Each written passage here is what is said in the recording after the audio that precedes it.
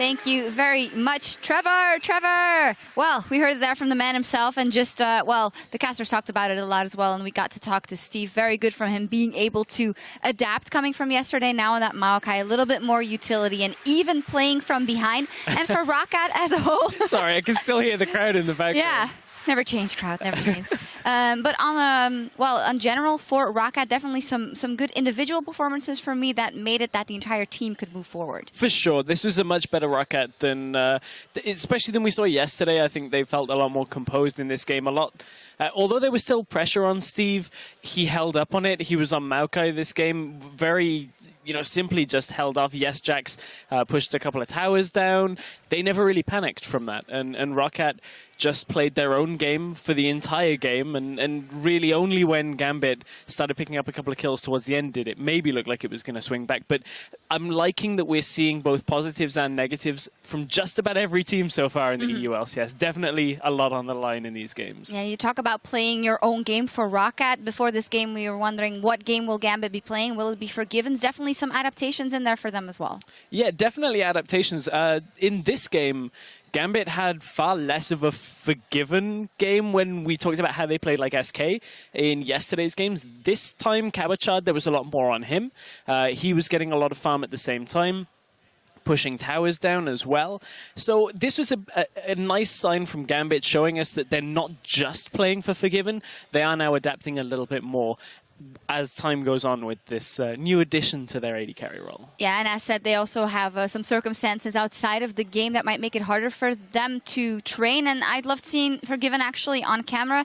He was happy and all smiles as well, just realizing that they probably put up the best fight that they could in this one, but that they should work towards the other weeks. On the side of Roccat, I mean, we called it a little bit of a do-or-die game. They definitely got this one in the bag, but still some things in the late game when they overpushed there at the bottom tower and Woolite's positioning was a little off, where I thought, oof, these are the things that we have seen before. Yeah, it's funny. It was a do or die game, but it seemed to be do and die for a lot of the time for Roccat, which does work. But the problem for, especially this comp that Roccat were running on, not so much of a problem. Woolite was dying every single fight, which, as long as Azir is outputting damage, isn't the end of the world. If Cabochard gets on one and Azir can blow everybody else up, it's not too bad, still very risky.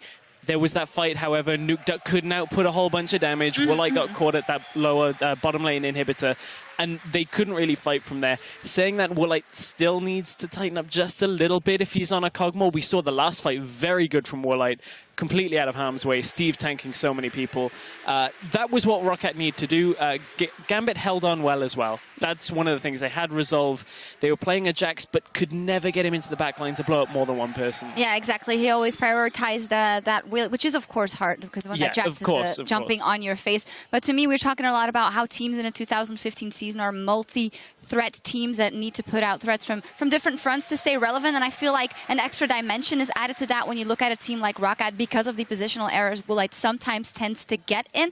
And the problem is that in this game, of course, Nukeduck got running. He had that Azir that builds up so much force as the game goes on, but you have to be able as a team to always rely on that, and I think that will become the task for Roccat moving forward. I completely agree, and again, it's another reason why it was so difficult for Cabochard to get any more than one person. You look at the lineup, Azir, Alistair, Maokai, so much peel in that back line. Cabochard was lucky if he got one person, and Nukeduck knew his role. He just outputs damage, uses his ultimate if they really need it for disengage, and can just blow up a load of people in the fights. And they really needed to win, and they got it for Roccat. And it's almost time for the first Fnatic SK clash of the summer split, where we'll see a 2014 throwback matchup in the bottom lane at least. But before we check out the teams, let's look at the rise and return of Fnatic's AD carry, Martin Reckless Larsen.